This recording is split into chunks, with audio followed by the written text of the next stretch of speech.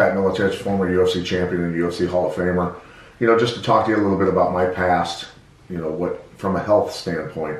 I used to be a world-class athlete in terms of winning a world title, holding it for 3.5 years, and coaching a lot of great athletes.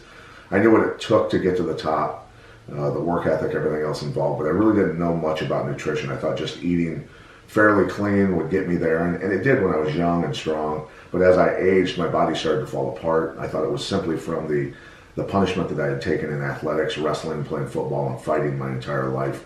But it turns out really it came down to I wasn't putting the right stuff in my body.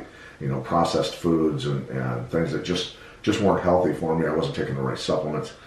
And through my journey back to health, I started ultra running and running into great people, a lot of people with great knowledge with in terms of training, in terms of nutrition, and some really bright people. And one of those people is Tim James.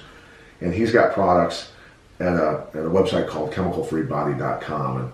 And his knowledge and the journey that he's taken to find what the body needs to rebuild, whether you're dying of cancer or just a guy that's beat up from years of abuse like me, is really it's so valuable that people need to learn about this stuff. And his products at chemicalfreebody.com are something that has turned my health around.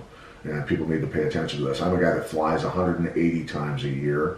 I do 45 shows a year all over the country, constantly breathing recycled air. I'm living out of a suitcase constantly 3 days a week.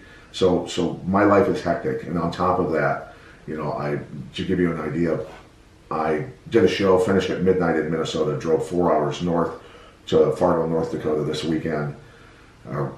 3 hours later, ran a marathon, taught a seminar that afternoon, got up the next day, ran a little bit more to loosen my legs up, taught another seminar, and then drove home last night for 8.5 hours. Got back home at 2 something in the morning.